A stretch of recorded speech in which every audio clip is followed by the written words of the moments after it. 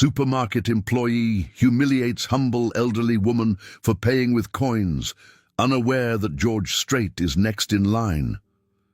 The warm afternoon sun filtered through the large windows of Harris grocery store, casting long shadows across the polished linoleum floors. It was 4:30 p.m. on a Thursday, that peculiar time when the after-work rush began to trickle in. A steady stream of tired faces and shopping carts filled with last-minute dinner ingredients. For most shoppers, it was just another errand to check off their list before heading home. For Eleanor Morgan, however, grocery shopping was an expedition that required careful planning and even more careful budgeting. Eleanor stood in the bread aisle, her weathered hands gripping the handle of her small wire basket. At 78 years old, she had developed a system for shopping that accommodated her arthritic fingers and limited income. Every Thursday, she would walk the 6 blocks from her small apartment to Harris Grocery, meticulously selecting only what she absolutely needed for the week ahead.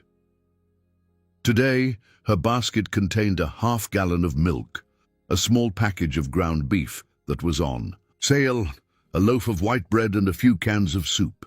It wasn't much, but it would have to do. Reaching into the pocket of her faded blue cardigan, Eleanor felt the familiar weight of her coin purse. The Social Security check that had arrived earlier that week had mostly gone toward her rent and utilities, leaving precious little for food. Still, she had managed to save enough coins over the past month to afford these few necessities, counting out each penny and nickel with painstaking precision at her kitchen table the night before. Just enough, she whispered to herself, a small victory in the constant battle against poverty that had become her life since Albert's passing 3 years ago. Her husband had always handled their finances, and his sudden heart attack had left her not only heartbroken, but also woefully unprepared for the harsh realities of surviving on a single fixed income. As Eleanor made her way toward the checkout lanes, she rehearsed the total in her mind, $17.43 if she had calculated correctly. The coins in her purse amounted to exactly $18, leaving her with a cushion of 57 cents. Not much, but every penny counted these days. The store was growing busier, the after-work crowd now filling the aisles with their hurried movements and impatient sighs. Eleanor moved slowly, careful not to bump into anyone or drop her precious items. She had learned to make herself small, to stay out of the way of those with more important places to be. By the time she reached the checkout area, all 6 lanes were open, each with a line at least 3 customers deep. Eleanor scanned the checkout lanes, looking for the shortest line, or better yet, a familiar face. Some of the cashiers knew her, greeting her with genuine smiles and patience as she counted out her coins. Today, however, she didn't recognize any of the cashiers working the registers. With a small sigh, she made her way to lane 4, where only 2 people waited ahead of her. The young man operating the register couldn't have been more than 22 or 23. His name tag read Jason, and he processed each transaction with a practiced efficiency that bordered on mechanical. His dark hair was styled in that messy way that young people seem to prefer these days, and he wore a series of small silver rings on his fingers that clicked against the register keys as he worked. As Eleanor waited, she couldn't help but notice the way Jason interacted with the customers ahead of her. His responses were short, his smiles forced and fleeting. He barely made eye contact, focusing instead on scanning items as quickly as possible, as if engaged in some private race against time. When a customer asked where to find an item in the store, Jason's answer was a curt, "Aisle 7, without looking up from the register. The line behind Eleanor grew longer, and she could feel the collective impatience building. By the time it was her turn, at least 5 people stood behind her, their carts filled with far more groceries than her modest basket. Self-conscious about holding up the line, Eleanor placed her items on the conveyor belt with trembling hands. "Hello," she said softly. offering a small smile that wasn't returned. Jason began scanning her items without acknowledging her greeting. Beep, beep, beep. The harsh electronic sound punctuated the silence between them. When he finished, he finally looked at her, his expression making it clear that this was just another transaction to process, another customer to move along. 1743, he said flatly, already looking past her to the next person in line. Eleanor nodded, setting her basket aside and reaching into her cardigan pocket for her coin purse. The clasp stuck slightly, as it often did, and she had to work at it with her arthritic fingers. She could feel Jason watching her, his impatience radiating across the counter. "I have it exact," she said, hoping to reassure him as she finally opened the purse. "Just need to count it out." Jason sighed loud enough for those nearby to hear. He drummed his fingers on the counter, the metallic clicking of his rings creating a rhythm that seemed designed to hurry her along. Eleanor's hands betrayed her, trembling more pronouncedly now as she felt the pressure of being watched, judged. She began counting out the coins she had so carefully organized that morning. Quarters first, then dimes, nickels, and finally the pennies. 1, 2, 3... She counted softly, placing each quarter carefully on the counter to avoid dropping any. But as she reached for the dimes, her fingers fumbled and several coins scattered across the counter and onto the floor. "Oh dear," she whispered, mortified. "I'm so sorry." Jason made no move to help her. Instead, he leaned back and crossed his arms, making a show of checking his watch. "Seriously?" he muttered, loudly enough for others to hear. From behind her, Eleanor heard someone sigh heavily. Another customer murmured something about express lanes and senior hours. Heat rose to her cheeks as she bent down with considerable effort to retrieve the fallen coins. "Ma'am, we have a line forming," Jason said, his voice dripping with condescension. "Can't you use a card like everyone else?" Eleanor straightened up slowly, her heart pounding with a mixture of shame and indignation. "I don't have a card," she replied quietly. "Just my coins. I'll be quick." Jason rolled his eyes dramatically. "Nobody pays with coins anymore. This isn't the 1950s. The comment stung, aimed precisely at the generational gap between them. Eleanor felt her eyes beginning to water, but she blinked rapidly, determined not to cry in public. With renewed focus, she continued counting her coins, trying to ignore the growing tension around her. $7, she announced, having placed all her quarters on the counter. She moved on to the dimes, her fingers pinching each one with determination. Jason sighed again, louder this time, and turned to make eye contact with the next customer in line, as if sharing in their mutual suffering. "At this rate, we'll be here until closing," he remarked sarcastically. A few customers chuckled, emboldening Jason further. "Maybe we should call a museum to see if they want to display these ancient coins," he added, his voice carrying down the line. Eleanor's face burned with humiliation. She kept her eyes fixed on her coins, refusing to look up at the faces she knew were staring at her. $10, 11, 12. She continued counting, each coin representing a small sacrifice, a careful choice made to ensure she could eat this week. "Tick-tock, Grandma," Jason said, tapping his watch. "Some of us have plans tonight that don't involve counting pennies." Eleanor's hands froze momentarily, a dime pinched between her trembling fingers. She had been called many things in her life, wife, mother, teacher, widow, but never before had Grandma been wielded as an insult, a dismissal of her very personhood. She placed the dime down with the others and continued, determined to finish with whatever dignity she could salvage. Unbeknownst to both Eleanor and Jason, a tall figure had joined the line 3 customers back. Dressed in a simple blue plaid shirt, jeans, and a beige Stetson pulled low over his eyes, George Starit had entered Harris Grocery looking for nothing more than a couple of steaks and some beer for a quiet evening at home. His tour bus had broken, down just outside of town, and while his crew worked on repairs, he had decided to take advantage of the unexpected free time to grab some provisions. At 67 years old, George Strait was a legend in country music, with more #1 hits than any artist in any genre. Yet despite his fame and success, he had managed to maintain a private life away from the spotlight, grounded in the same values of respect, hard work, and common decency that had been instilled in him growing up in Pearsall, Texas. He had purposely chosen the busiest time to shop, hoping the crowd would make it less likely for him to be recognized. As he stood in line, George observed the interaction between the young cashier and the elderly woman with increasing concern. He had been raised to respect his elders, a value that seemed sadly absent in the young man behind the register. Each snide remark from the cashier made George's jaw tighten a little more, his eyes narrowing beneath the brim of his hat. Eleanor had managed to count out $15.25 when Jason decided he'd had enough.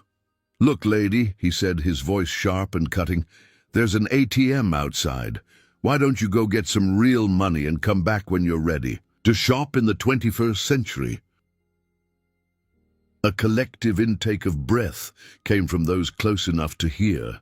While many in line had been impatient, the cashier had crossed a line from merely rude to openly cruel. Eleanor's hands began to shake so badly that she dropped several more coins, which rolled across the counter and fell to the floor with tiny metallic sounds that seemed to echo her embarrassment. I'm sorry," she stammered, tears now freely streaming down her face. "This is all I have. Please, I just need to finish counting."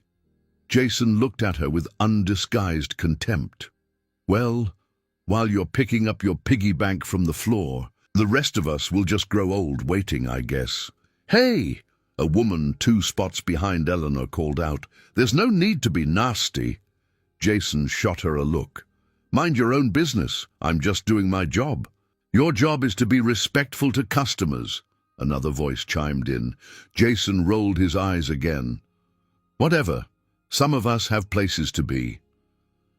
Eleanor had managed to retrieve most of the fallen coins and was desperately trying to remember where she'd left off in her count. I think I was at $15.25, came a deep, steady voice from further back in the line. The lady was at $15.25. The voice carried a distinct Texas drawl and a quiet authority that seemed to command attention. Heads turned as George Strait stepped forward, removing his hat as he approached the checkout counter. There was a moment of stunned silence as recognition dawned on those present. Jason's eyes widened slightly, but his arrogance quickly reasserted itself. "Look, I don't care who's counting. I just need her to hurry up or move aside." George ignored, him instead moving to stand beside Eleanor. "Ma'am," he said gently, "may I help you with those coins?" Eleanor looked up, confused and overwhelmed by the sudden intervention. She didn't recognize George Strait. Her musical tastes ran more to Perry Como and Frank Sinatra. But there was something in his kind eyes and respectful demeanor that offered a life raft in the sea of humiliation she was drowning in. Yes, thank you," she managed, her voice barely above a whisper. George nodded and carefully gathered the remaining coins from her purse. With steady hands, he continued where she had left off, counting out loud, clearly and deliberately. $15.25, 50, 75, $16, 16.25, 16.50, 16.75, $17, 17.25, 17.50. He placed the final coins on the counter, then looked directly at Jason. "That should cover the $17.43, with 7 cents to spare." His voice was calm but carried an undercurrent of steel that made Jason shift. Uncomfortably, Jason quickly scooped up the coins, no longer making any comments about their antiquity or inconvenience. He punched a few buttons on the register, and the drawer sprung open with a loud ching. "Do you need a bag, ma'am?" George asked Eleanor, who nodded gratefully. Jason hastily bagged Eleanor's groceries, avoiding eye contact with both her and George. He handed the bag over without a word, along with the receipt. "Thank you for your patience," George said to Jason, his tone making it clear that he had observed the complete lack thereof. Then, turning to Eleanor, he added, "May I walk you to your car, ma'am?" Eleanor clutched her grocery bag to her chest like a shield. I walked here," she admitted softly. George nodded thoughtfully. "Then may I have the honor of escorting you home? These groceries look heavy for a long walk." The sincerity in his voice left no room for doubt that this wasn't charity or pity, but genuine respect. Eleanor hesitated only briefly before nodding. "That would be very kind, thank you." Now, as they turned to leave, George paused and looked back at Jason, who was already scanning items for the next customer, though his previous swagger had been replaced by a subdued efficiency. "Young man," George said, his voice carrying throughout the now silent checkout area, "a word of advice. All eyes turned to the country music legend, whose normally jovial face was set in serious lines." Jason looked up reluctantly, a flicker of defiance still visible beneath his embarrassment. "The true measure of a person isn't how they treat their equals or their betters," George said. "It's how they treat those they believe can do nothing for them. Remember that next time you're tempted to humiliate someone just trying to get by." With that, George gently guided Eleanor toward the exit, leaving behind a checkout area filled with whispers and the unmistakable weight of a lesson learned. Outside, the late afternoon sun cast long shadows across the parking lot. Eleanor clutched her grocery bag, still processing what had just happened. "I don't know how to thank you," she said, looking up at the tall stranger who had come to her rescue. "That was the most humiliating experience of my life until you stepped in." George smiled kindly. "No thanks necessary, ma'am. My mother would have tanned my hide if I'd stood by and let that continue." He adjusted his hat. "Now, which way are we headed?" Eleanor pointed down the street. 6 blocks that way. But really you don't have to." "I insist," George interrupted gently. "Besides, I could use the walk after being cooped up on a tour bus all day."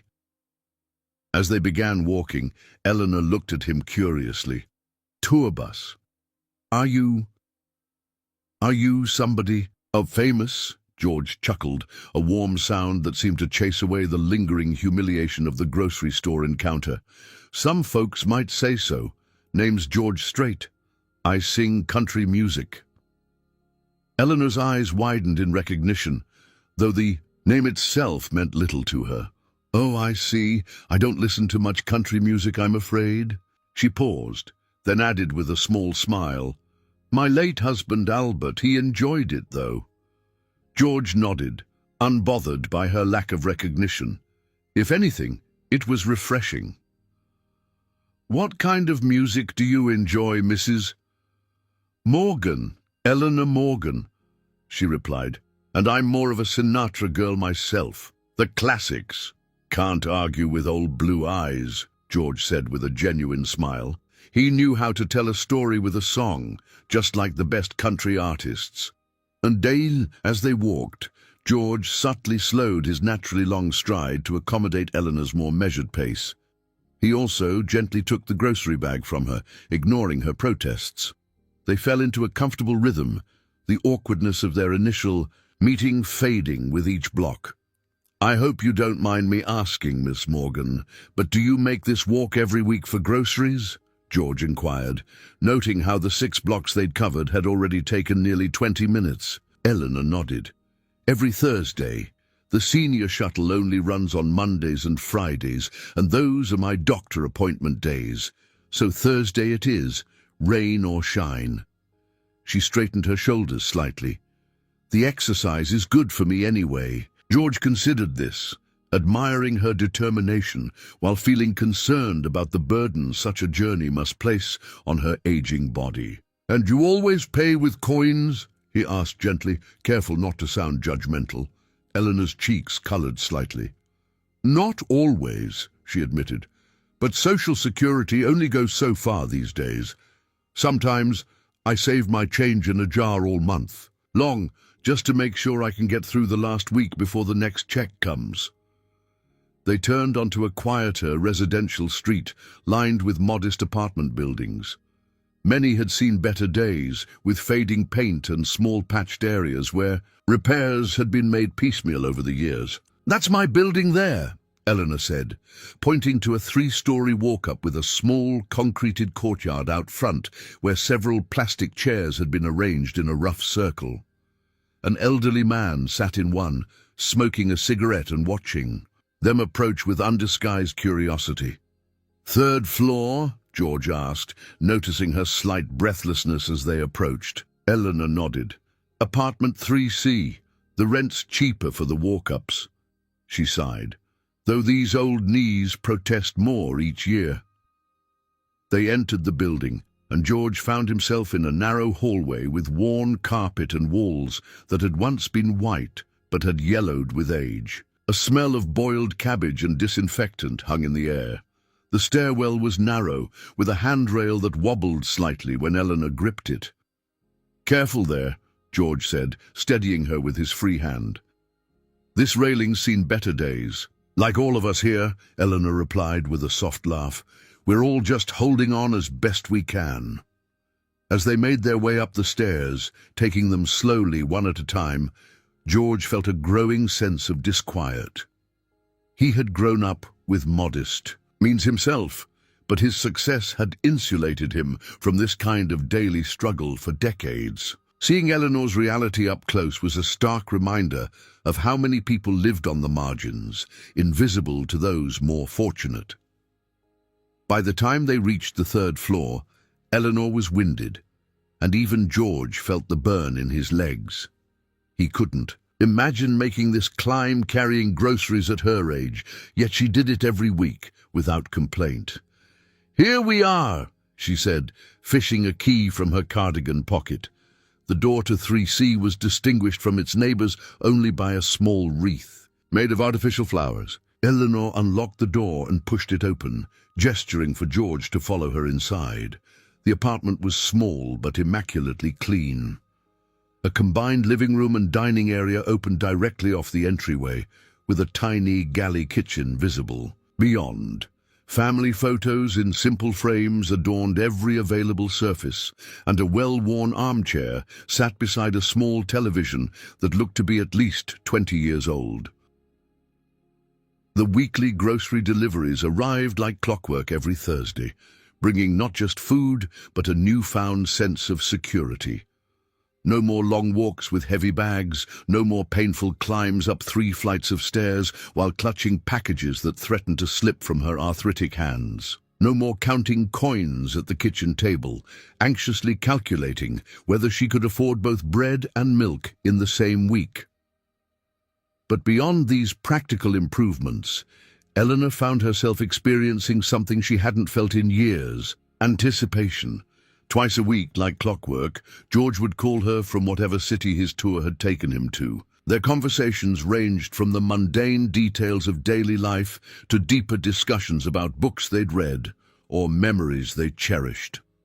Despite the difference in their ages and backgrounds, they had discovered a natural ease in their friendship, a comfortable rhythm that felt both surprising and inevitable. On this particular Thursday evening, Eleanor sat in her armchair, the telephone placed expectantly on the small table beside her.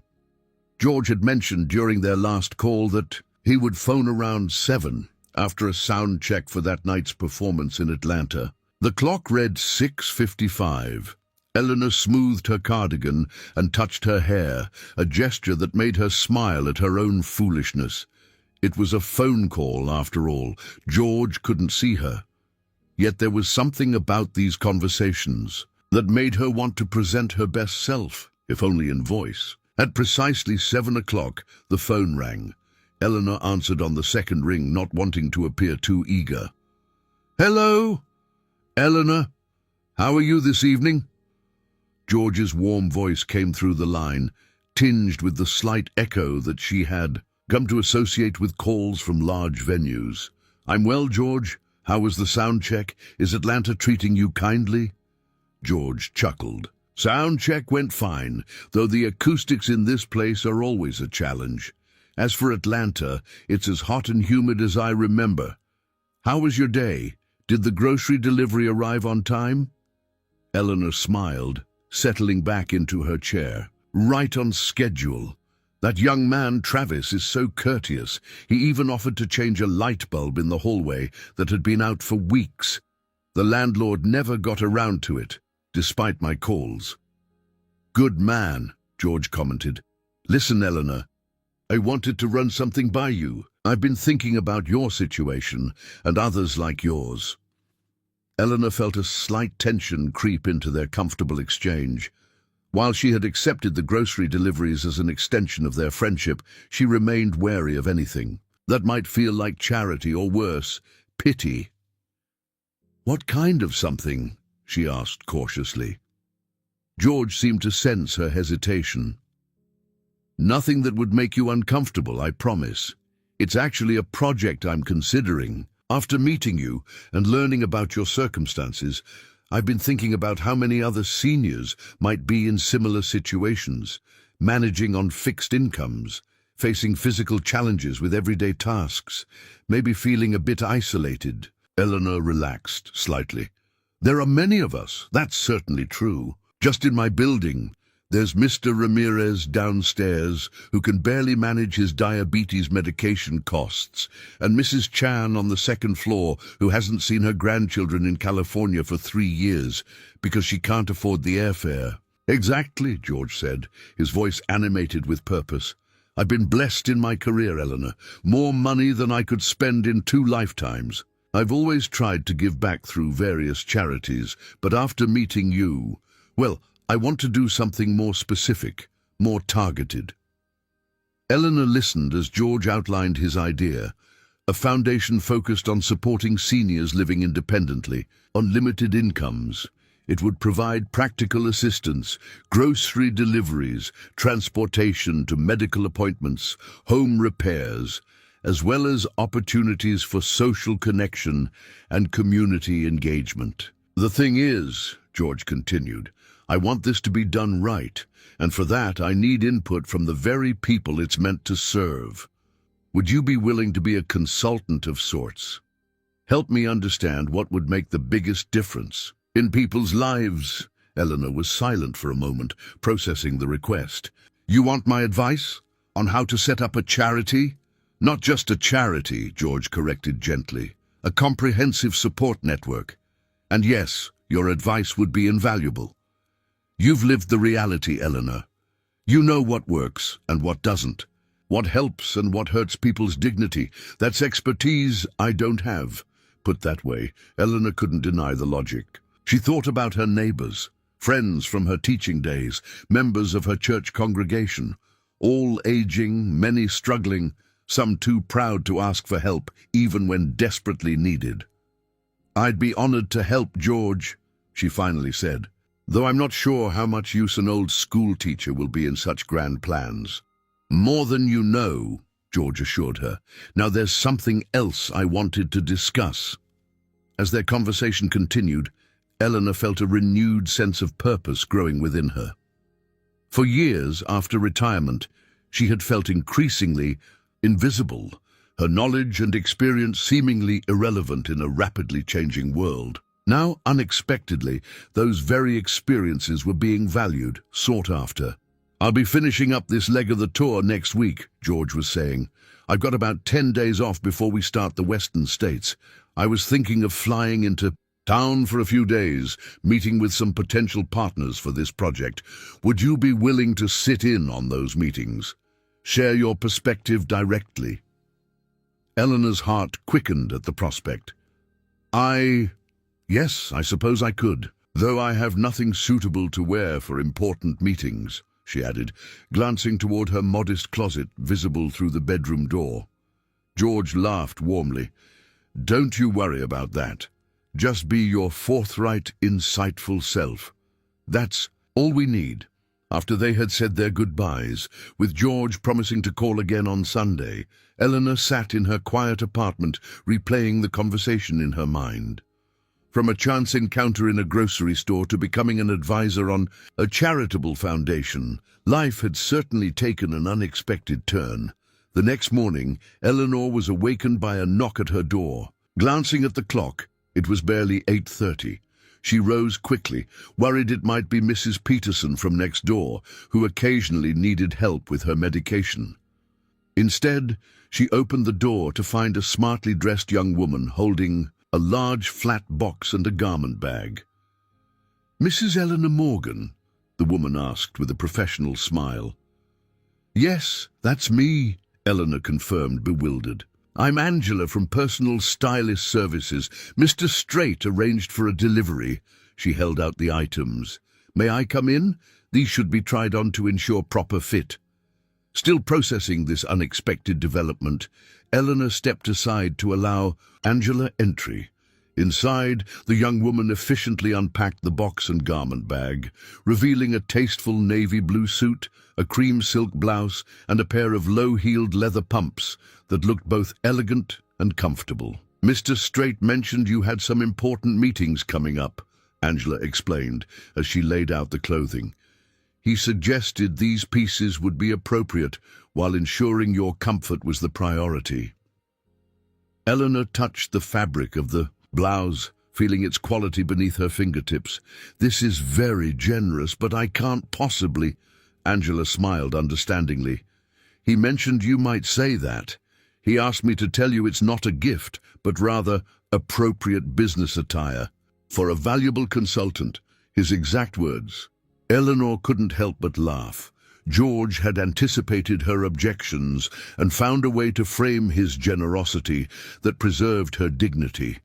It was becoming a pattern in their unusual friendship. The suit fit as if it had been custom-made, which Eleanor suspected it might have been, though she didn't ask. Angela also produced a simple pearl necklace and earrings that complemented the outfit perfectly.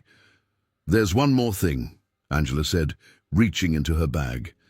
She produced a small, rectangular device. "Mr. Starit asked that you take this cell phone. It's already programmed with his number, and he's taken the liberty of adding a car service app so you can arrange transportation to the meetings." Eleanor accepted the phone hesitantly. "I've never used one of these before. My landline has always been sufficient." Angela spent the next 30 minutes patiently showing Eleanor the basics of using the smartphone. By the time she left, Eleanor felt both overwhelmed and strangely exhilarated. At 78, she was learning something entirely new, stepping into a world that had previously seemed designed to exclude people her age. Later that afternoon, Eleanor decided to test her new knowledge. Following Angela's instructions, she tapped the green phone icon, then George's name. The phone began to make a strange ringing sound, different from her landline. "Eleanor?" George's voice came through after just 2 rings. "Did Angela help you get set up with everything?" "She did," Eleanor confirmed, still marveling at the small device in her hand. "Though I feel rather silly, a woman my age learning to use this technology." "Nonsense," George countered firmly. "Age has nothing to do with it. It's just a tool, like anything else." "Did the suit fit all right?" "Perfectly," Eleanor admitted, "though I suspect you had something to do with that." "How did you know my size?" George's laugh came through the speaker, warm and genuine. "I have a good eye for these things. In part of the job, judging distances on stage, knowing exactly where to stand in relation to the microphone, that sort of thing." Eleanor knew he was being evasive, but decided not to press the issue. Likely he had asked someone, perhaps the grocery delivery service, to estimate her size. The thought should have bothered her, but somehow it didn't. George's consideration had been so consistent that she trusted his intentions completely. "I've arranged for us to meet with a financial advisor and a social worker next Wednesday. George continued. They've both had experience setting up foundations, like the one we're discussing. I thought we could hear their perspectives, then you could share yours. How does that sound?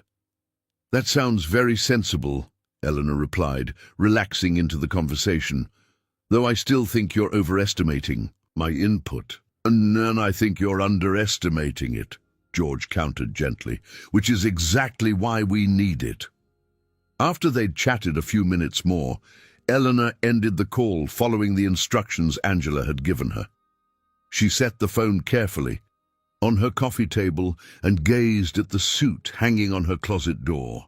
It had been years since she'd had any reason to dress formally. Her retirement from teaching had coincided with Albert's first heart attack, and their social life had diminished. Rapidly after that, limited by his health concerns and later by financial constraints. The thought of Albert brought a familiar pang. What would he think of all this? He had always been so proud, so determined to provide for her without outside help. Would he see George's intervention as an insult to his provision?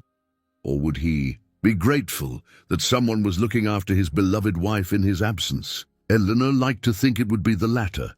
Albert had been practical as well as proud. Being stubborn at the expense of sense isn't strength, it's foolishness, he used to say. And there was nothing foolish about accepting help when it was offered with respect rather than condescension.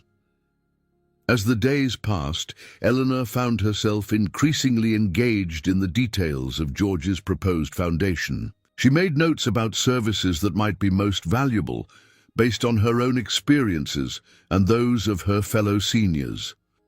She thought about the isolation that came with age and limited mobility, the challenges of navigating healthcare systems, designed for the digitally savvy, the small daily indignities that accumulated when the world moved too fast for aging bodies to keep pace.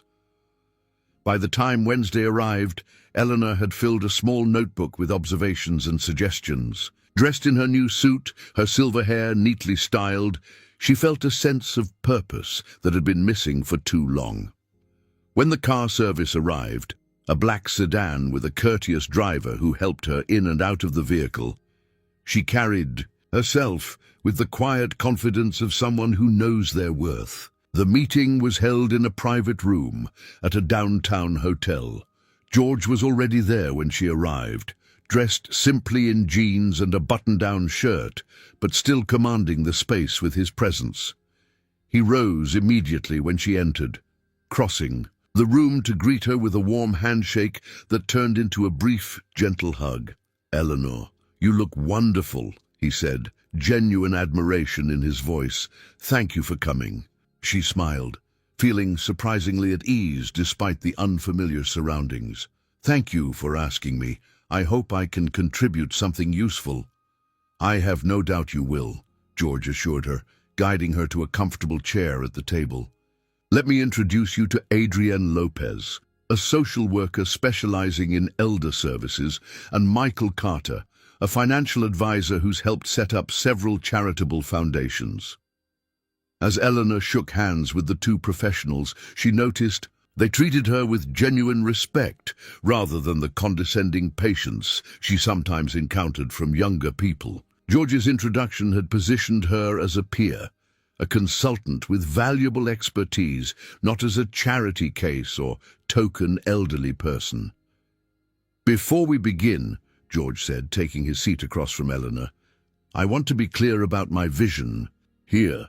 This isn't about creating something with my name plastered all over it. It's about establishing a sustainable support network for seniors who want to maintain their independence but need some practical assistance to do so." Eleanor has graciously agreed to share her insights as someone who understands these challenges firsthand. Adrienne nodded approvingly. "That's exactly the right approach. Too many celebrity foundations fail because they're more about ego than impact." "Well, I've got no interest in that," George said firmly. "What I want is results."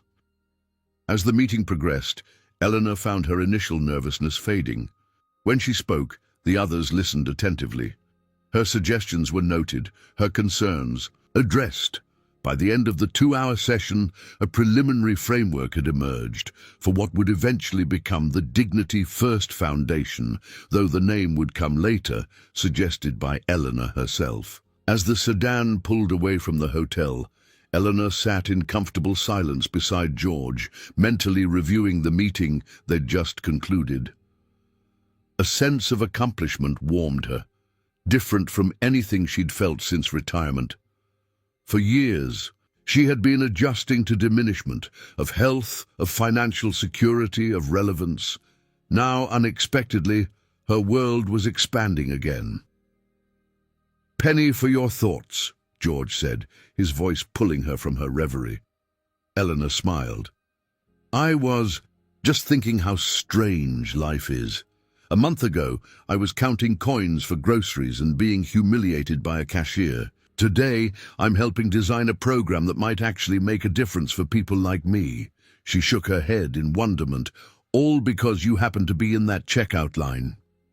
George considered this.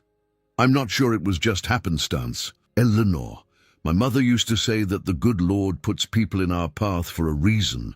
Maybe I needed to be reminded of what real courage looks like." Eleanor raised an eyebrow. "Courage? I don't follow. Getting up every day, facing a world that often treats you as invisible, making that walk to the grocery store despite aching knees, counting out those coins despite knowing you might face ridicule, that takes courage," George explained. "I sing songs about bravery and perseverance, but you live it. That's worth remembering." A comfortable silence fell between them as the car navigated the afternoon traffic. Finally, George spoke again. "I hope you don't mind, but I've made dinner reservations for us. Nothing fancy, just a place I've always enjoyed when I'm in town. I thought we could celebrate a successful meeting." Eleanor hesitated. "I'm not dressed." "You're dressed perfectly," George interrupted gently. "It's not the kind of place with dress codes or pretensions, just good food and privacy."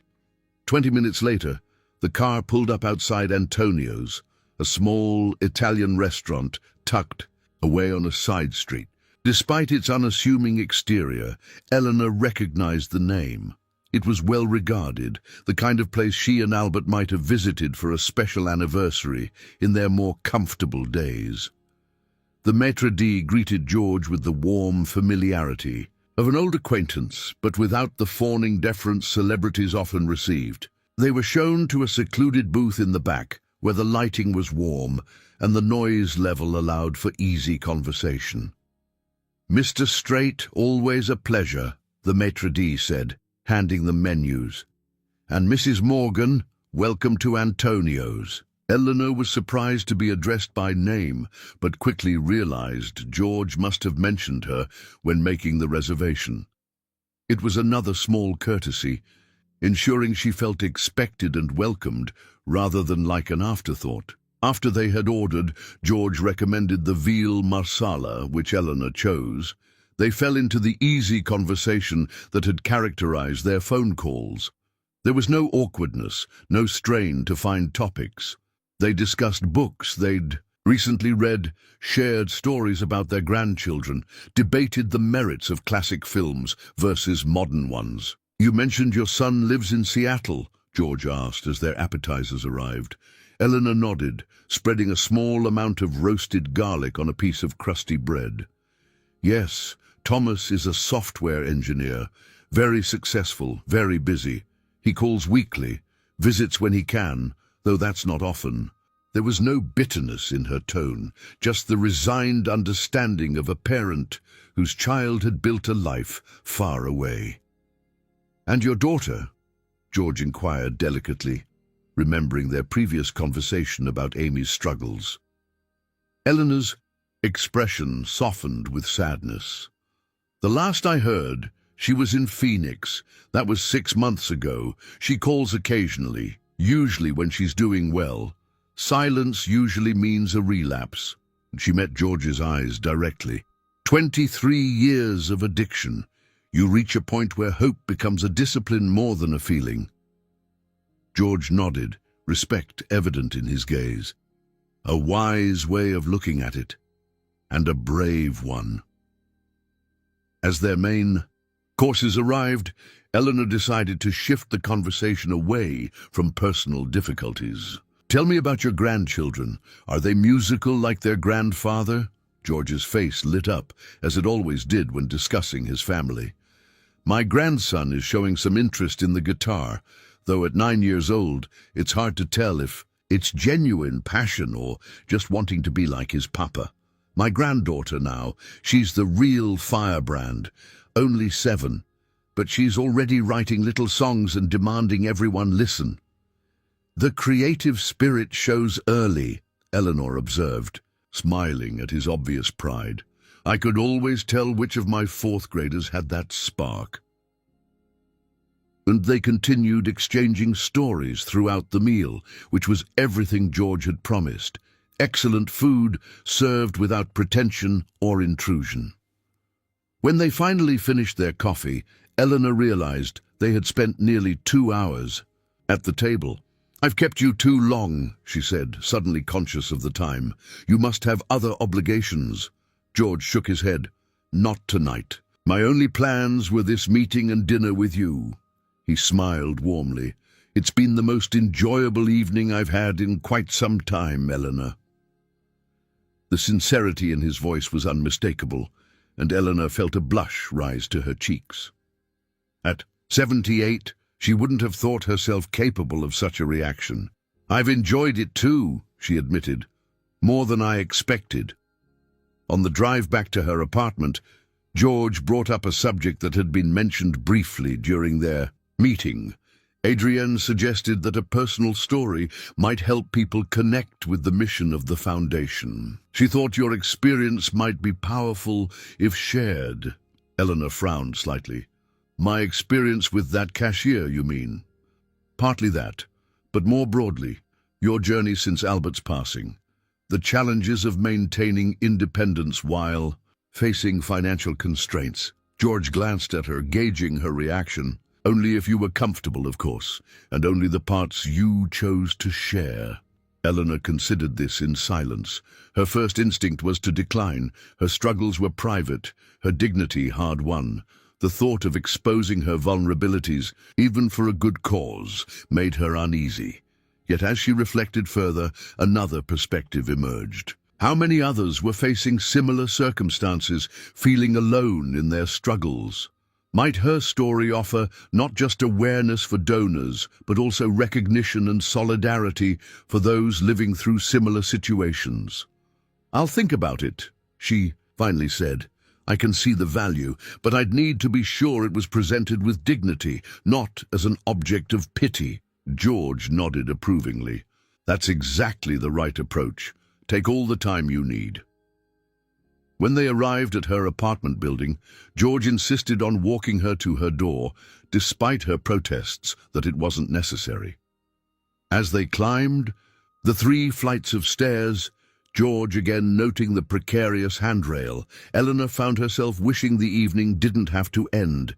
It had been years since she'd enjoyed such stimulating company, such a sense of being truly seen and heard. At her door, Eleanor turned to face him. "Thank you for everything, George. Not just dinner, but for making me feel valued. It's been too long since I've felt that way." George's eyes held hers for a moment. "The feeling is mutual, Eleanor. Your perspective, your wisdom, they're valuable. Don't let anyone make you believe otherwise." With a gentle squeeze of her hand, he bid her good night and headed back down the stairs. Eleanor entered her apartment, closed the door, and leaned against it, processing the unexpected turns her life had taken in such a short time. The next morning brought another surprise. Eleanor was awakened by a phone call on her new cell phone. It was Adrienne Lopez, the social worker from yesterday's meeting. "Mrs. Morgan, I hope I'm not calling too early," Adrienne began. "Not at all," Eleanor assured her, though she was still in her nightgown. "And please, call me Eleanor." "Eleanor? Then I was wondering if you might be available to meet today. Some questions came up after yesterday's discussion that I thought you might be able to help with." Intrigued, Eleanor agreed to a meeting at 11 o'clock. Using the car service app as Angela had taught her, she arranged transportation and was ready, dressed in a comfortable but presentable outfit, when the car arrived. Adrian had suggested a small cafe near the hotel, casual and quiet enough for conversation. When Eleanor arrived, she found not only Adrian waiting, but also Michael Carter, the financial advisor, and two other professionals she hadn't met before, a healthcare consultant and a community organizer specializing in senior issues. "Hope you don't mind the expanded group," Adrian said as she made introductions. "After you left yesterday, George suggested we bring in some additional expertise, and everyone was eager to hear your insights directly." Eleanor felt a momentary flutter of nervousness, but quickly steadied herself. These people wanted her input. Her experience had value here. "I'm happy to help in any way I can," she said, taking the seat they had saved for her. For the next 2 hours, the small group engaged in a detailed discussion about the practical needs of seniors living independently. Eleanor shared her observations about transportation challenges, the complications of navigating healthcare systems, the difficulty of home maintenance on fixed incomes, and the increasing isolation that came with age and limited mobility. What impressed her most was how attentively they listened, taking notes and asking follow-up questions that showed genuine interest in understanding the issues rather than merely checking boxes for a predetermined program. "One thing we haven't addressed," Eleanor said toward the end of the meeting, "is the matter of dignity. Any program designed to help seniors must preserve their sense of self-worth. Being old doesn't mean being helpless, and assistance shouldn't feel like charity." The healthcare consultant, Dr. Richardson, nodded emphatically. "That's exactly right. Studies consistently show that maintaining a sense of autonomy and dignity significantly impacts health outcomes for older adults. That's why dignity, Hurst would be such an appropriate name for this initiative," Michael commented. "It puts the focus where it belongs." As the meeting concluded, each of the professionals thanked Eleanor personally for her contributions. Dr. Richardson even asked if she would be willing to review some educational materials they were developing for healthcare providers about communicating effectively with elderly patients. "Your perspective would be invaluable," she explained. "Too often these materials are created without input from the very people they're meant to help." Eleanor agreed readily, feeling a growing sense of purpose in these new roles. As she left the cafe, she realized she hadn't thought about her arthritis once during the entire meeting, despite having forgotten to take her morning medication. Engagement, it seemed, was its own kind of pain management. Back at her apartment, Eleanor found herself too energized to settle into her usual afternoon routine of reading or watching television. Instead, she took out her notebook and began expanding on the ideas discussed at the meeting, adding details and nuances that had occurred to her afterward. She was so absorbed in this task that she was startled when her cell phone rang. It was George. "I hear the meeting went well," he said after they had exchanged greetings. "Very well," Eleanor confirmed, "though I suspect you had something to do with organizing it." George chuckled. "I may have suggested that your input would be valuable, but they were already impressed after yesterday. Adrienne called me specifically to say what a difference your practical perspective made." Eleanor felt a warm glow of satisfaction at his words. "It felt good to be useful again," she admitted. "After retirement, after Albert died, well, the world has a way of making you feel increasingly irrelevant as you age." "Which is exactly what we're trying to change," George said firmly. "Listen, Eleanor, I've been thinking about the concern you raised yesterday, about being seen as an object. Of pity if you shared your story." "Yes?" she prompted when he paused. "What if you were more than just a story? What if you were actively involved in shaping how the Foundation presents its message? A board member, perhaps, or an advisor with a formal role?" Eleanor was momentarily speechless. Me, on a board of directors? George, I don't have any experience with that sort of thing. Experience can be acquired, George countered. What can't be taught is the wisdom that comes from living through the very situations this foundation aims to address. Besides, you were an educator for nearly 4 decades. You know how to communicate complex ideas, how to advocate for needs, how to work within systems while pushing for change. Put that way, the proposition seemed less outlandish. Still, Eleanor hesitated. It would be a significant commitment. It would, George agreed, but I think you'd find it rewarding. And between the car service and that new phone, logistics shouldn't be an obstacle. Let me think about it, Eleanor said, wanting to consider the offer carefully rather than being swept along by enthusiasm. Of course, George replied easily. No pressure, just an idea to consider. After they had chatted a bit longer about his upcoming tour dates and her plans for the week, they said their goodbyes. Eleanor sat in her armchair, the phone still in, her hand contemplating the unexpected path her life had taken. 6 months later, Eleanor stood before the mirror in her bedroom, hardly recognizing the woman who gazed back at her. Gone was the faded cardigan and worn slacks that had been her daily uniform. In their place was a well-tailored pantsuit in a rich burgundy that complemented her silver hair, now styled in a sleek bob rather than the practical but uninspired cut she'd maintained for years. But the changes went beyond mere appearance. The woman in the mirror stood straighter, her eyes brighter, her expression animated with purpose rather than resigned to routine. At 79, Eleanor Morgan had undergone a transformation that few would have predicted, least of all herself. A gentle knock at the door interrupted her reflection. "Eleanor, the car's here whenever you're ready," called a familiar voice. "Coming, George," she replied, picking up her leather portfolio, another gift from her unexpected friend, filled with notes for today's presentation. She emerged from the bedroom to find George Starit waiting in her living room, or rather, what had once been her living room. The apartment itself had undergone nearly as dramatic a transformation as its occupant. The worn furniture had been replaced with pieces that were both attractive and accommodating to aging bodies. The lighting had been improved, the kitchen updated with accessible features, and most significantly, the bathroom had been renovated to include safety bars and a walk-in shower. All these changes had come gradually over the past 6 months, as Eleanor's involvement with what was now officially called Dignity First had deepened.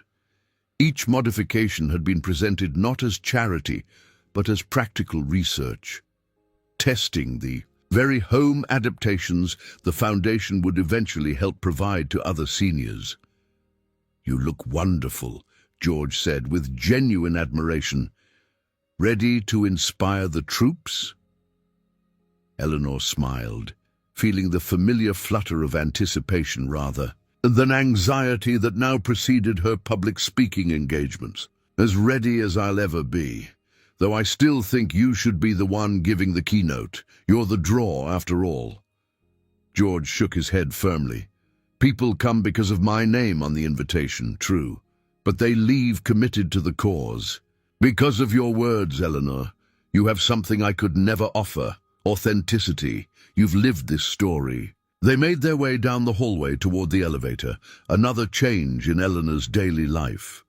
3 months ago, the building's ancient, frequently out-of-service elevator had been completely modernized, an anonymous donation that the landlord had suspiciously received shortly after George's first visit. Now all the residents, many elderly like Eleanor, could avoid the treacherous stairs that had caused several falls over the years. As they descended to the ground floor, Eleanor reflected on the whirlwind her life had become. Monthly board meetings, for Dignity First, speaking engagements at fundraisers, consulting on program design, even interviews with select media outlets, all while maintaining her newfound friendship with George, who called without fail twice a week when on tour and visited regularly during his breaks. The foundation had exceeded everyone's expectations, raising substantial funds and launching pilot programs in 3 cities. Its mission to help seniors maintain their independence and dignity through practical support services had resonated with donors large and small.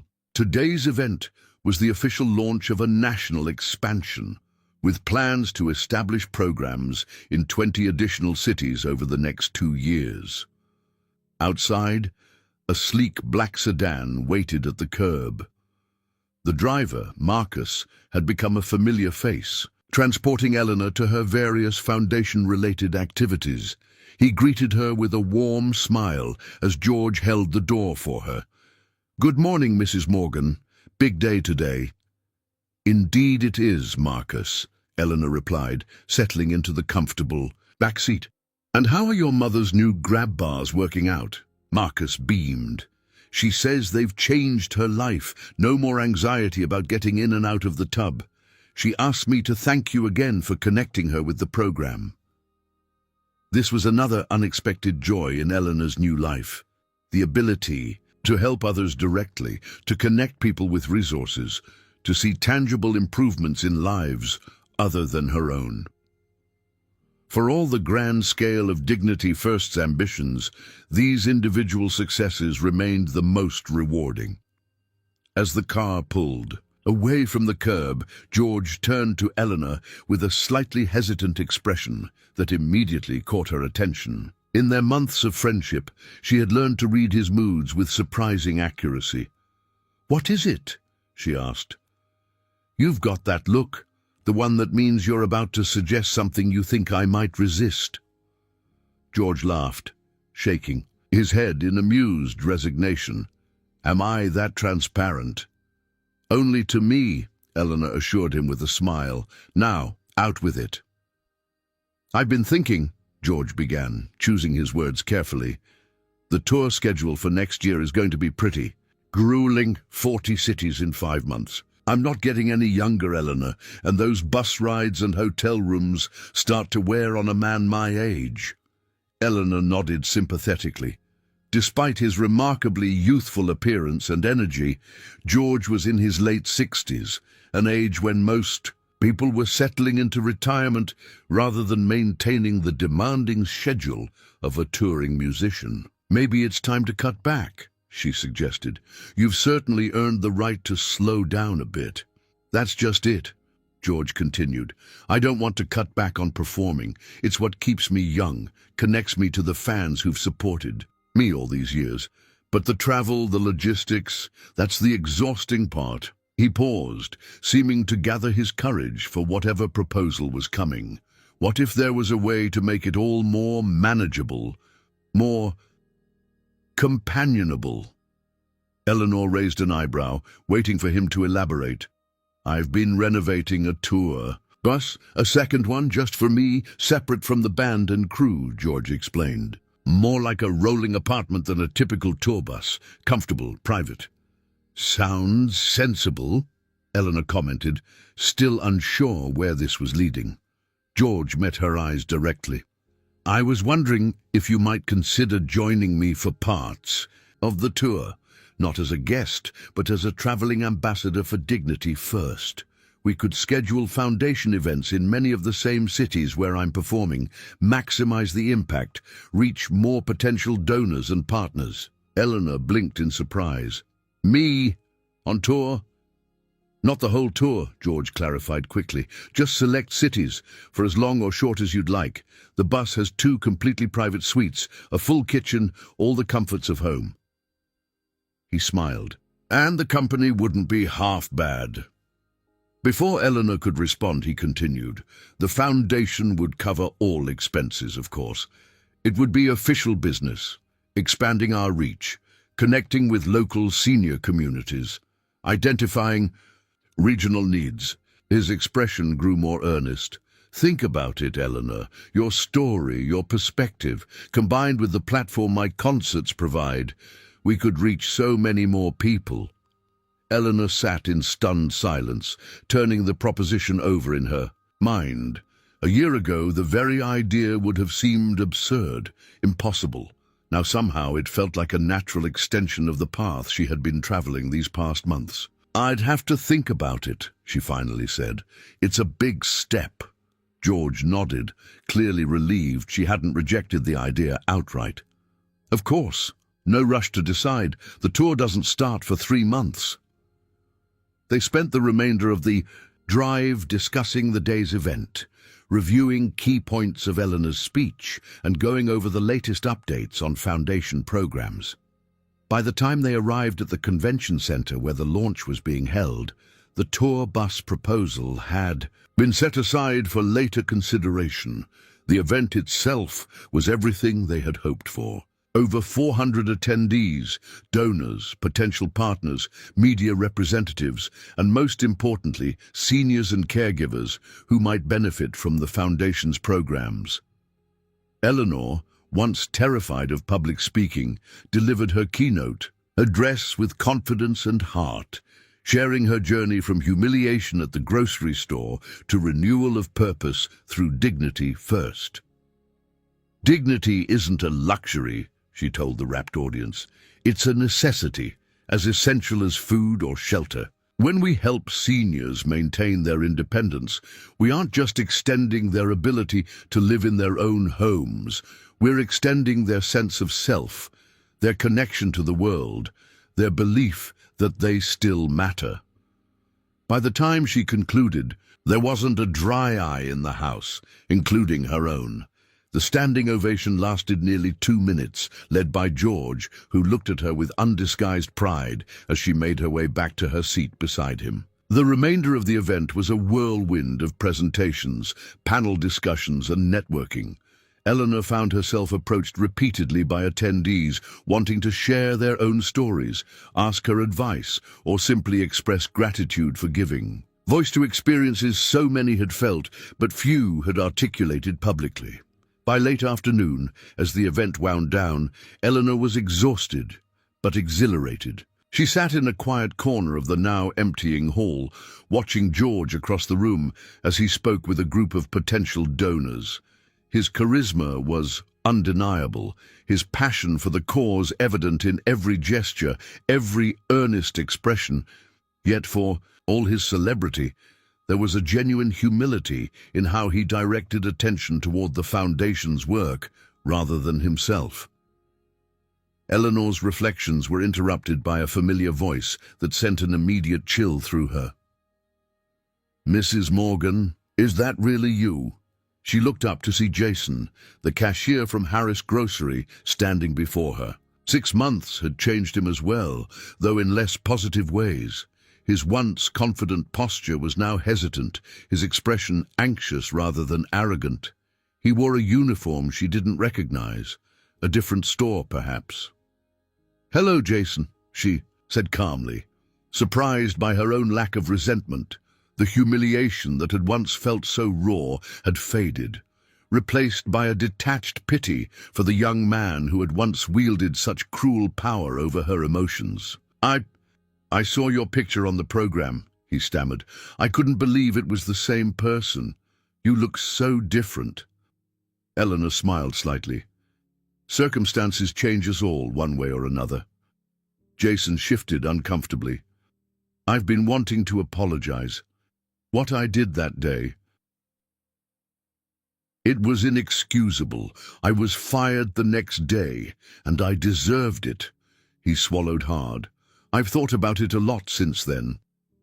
Eleanor studied him, seeing not the arrogant young man who had humiliated her, but someone who had learned a difficult lesson. "Apology accepted, Jason. We all make mistakes. The important thing is learning from them." Relief washed over his features. "Thank you. That's generous of you." He hesitated, then added, "The Foundation's work sounds amazing.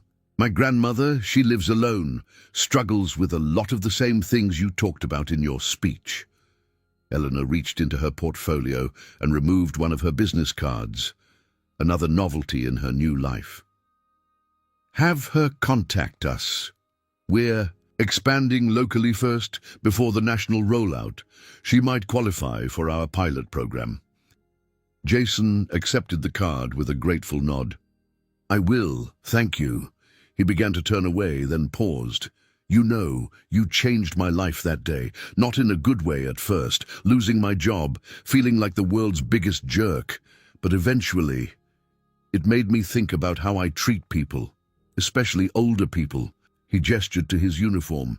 I work at Sunrise Senior Living now. It's less pay, but it feels like I'm making up for things in a way. With a final nod, he disappeared into the crowd, leaving Eleanor to ponder the unexpected encounter. She had never considered that Jason might have experienced his own transformation in the aftermath of that day at the grocery store.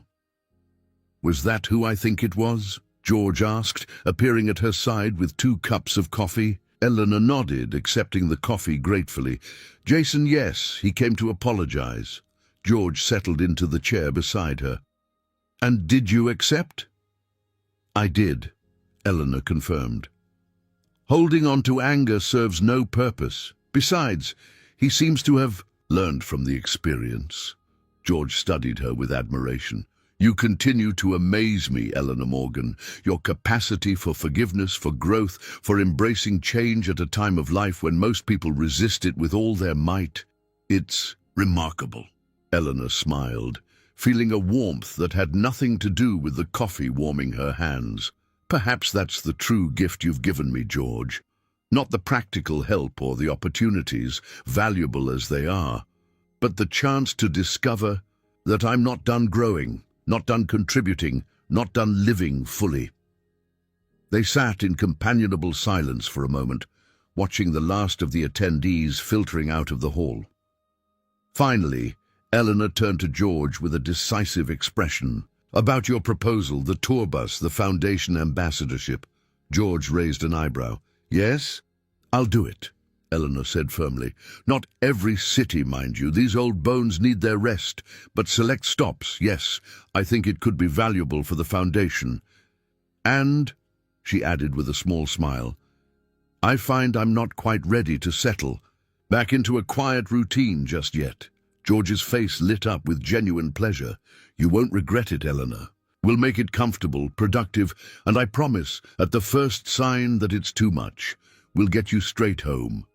As they gathered their things and prepared to leave, Eleanor found herself reflecting on the extraordinary journey of the past 6 months. From a humiliating moment at a grocery checkout to a new purpose, new friendships, and now an entirely new adventure on the horizon. What struck her most, however, wasn't the external changes in her circumstances, substantial as they were. It was the internal transformation, the rediscovery of her own worth, her own voice, her own capacity to continue growing and contributing well into what society often dismissed as the twilight years. Ready to head back? George asked, offering his arm as they walked toward the exit. Eleanor took it, smiling up at him. Ready for whatever comes next, she replied, and meant it with all her heart. Outside, Marcus waited with the car, and beyond him, the future, uncertain as always, but now filled with possibilities rather than limitations. As they drove away from the convention center, Eleanor found herself thinking of all the seniors like her, isolated by circumstances, diminished by society's perceptions, yet still full of untapped potential. One grocery store encounter had changed her life. Through dignity first, perhaps she could help change others, and in doing so, continue to discover new dimensions of herself. Not despite her age, but because of it, because of all the wisdom and resilience that her 79 years had given her. A penny for your thoughts, George asked, echoing his question from months before. Eleanor turned to him with a smile that held both serenity and excitement. I was just thinking that life has a way of surprising you, right when you think all the surprises are behind you, George nodded. understanding in his eyes. The best songs are the ones with unexpected bridges, leading you somewhere you never thought the melody could go. As the car carried them through the evening traffic, Eleanor Morgan felt a profound gratitude, not just for the material improvements in her life or the renewed sense of purpose, but for the simple, transformative power of being truly seen, truly heard, truly valued. From humiliation to dignity, from isolation to connection, from invisibility to recognition, the journey had been remarkable, and it wasn't over yet. In fact, in many ways, it felt as if it had only just begun.